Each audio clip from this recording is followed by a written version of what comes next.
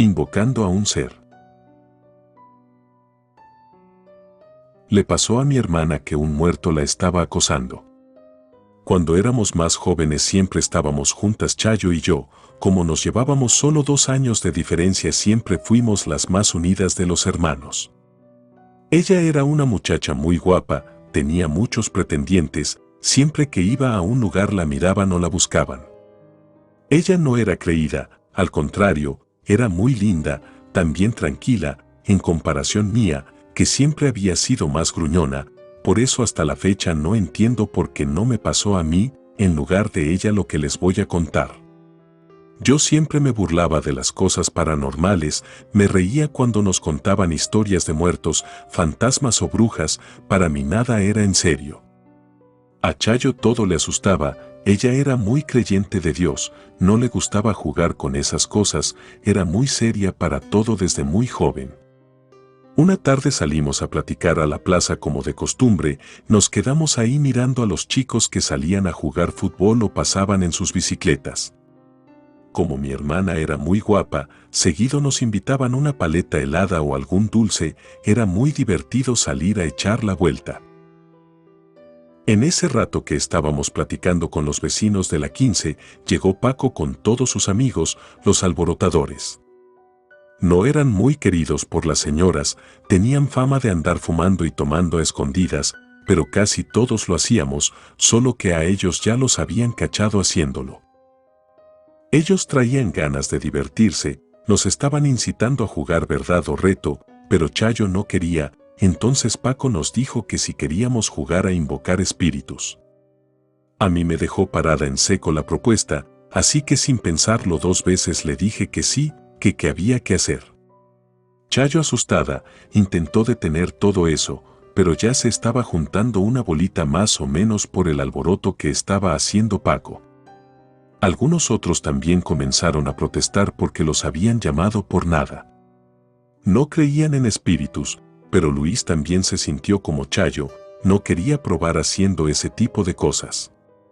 Paco, por ser el más grande, comenzó a decirnos que éramos unos niñitos asustados por cosas sin sentido, era solo un juego para divertirse, no era como si realmente fueran a sacar a alguien de la tumba o hablar con el diablo mismo para preguntarle un montón de cosas de niños de secundaria.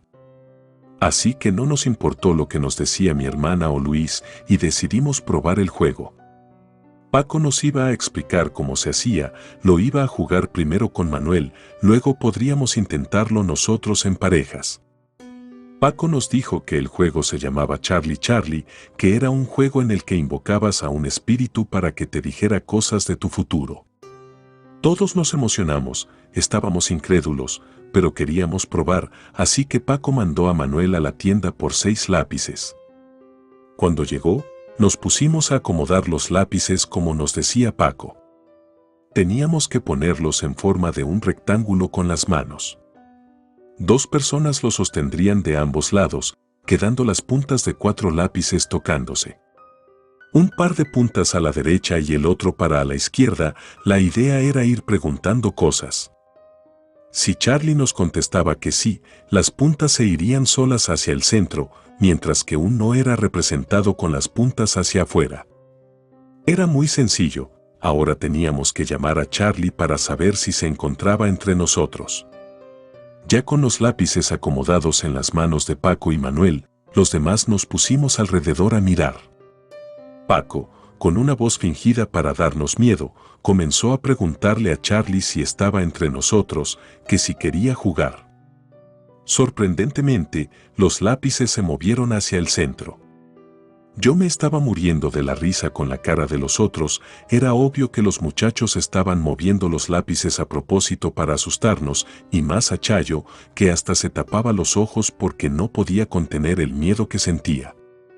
2 o 3 veces interrumpieron el inicio del juego porque la risa les ganaba, no se podían tomar en serio aquello, la broma les estaba saliendo muy bien, se estaban asustando algunos.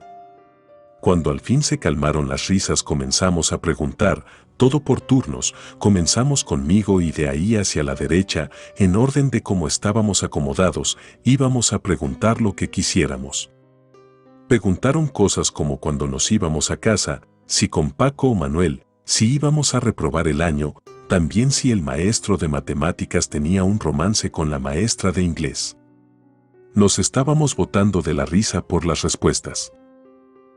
Cuando pasó un rato, Paco dijo que estaba cansado, que alguien tenía que suplirlo, así que comenzamos a cambiar lugares. A mí me tocó 2 veces, pero sentí raro porque yo no estaba moviendo los lápices, parecía que alguien más lo hacía, pero luego Chayo me decía que dejara de mover los lápices así, porque le estaba dando miedo.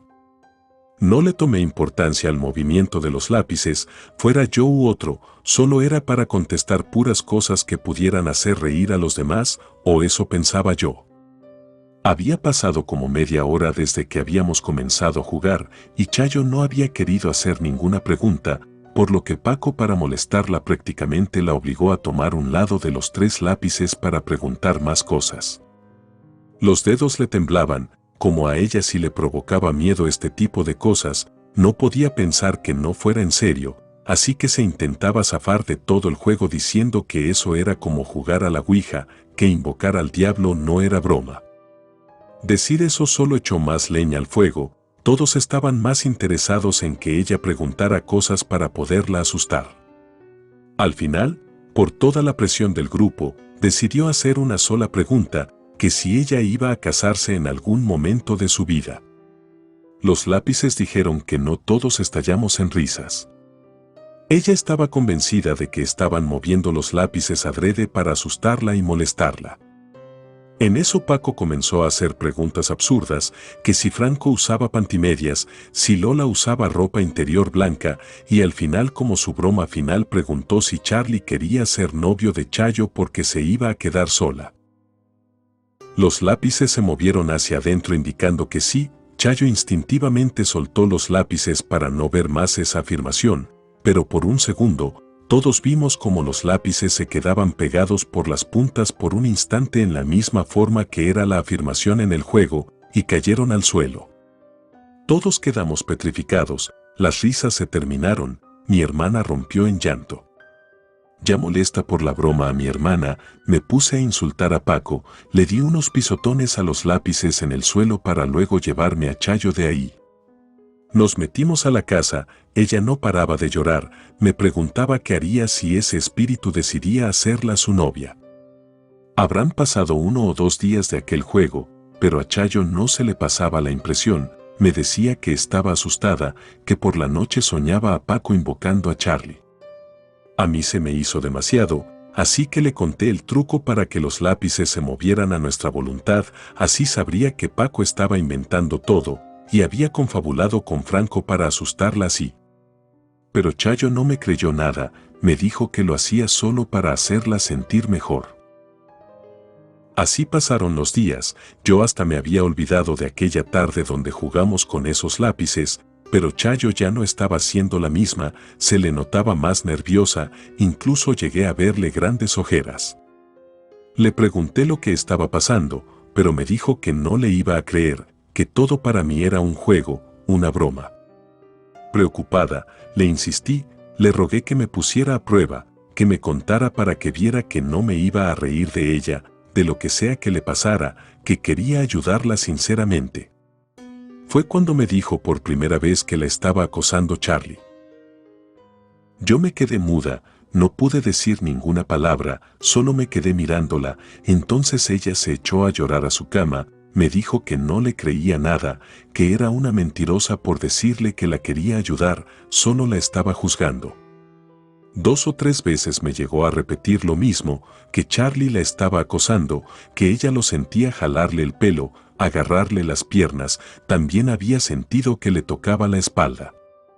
Yo solo le decía que se pusiera a rezar, que Dios la iba a ayudar, pero no tenía la menor idea de cómo o de qué iba a servir que rezara, pensé que se estaba enfermando de los nervios o algo, así que decidí decirles a mis papás.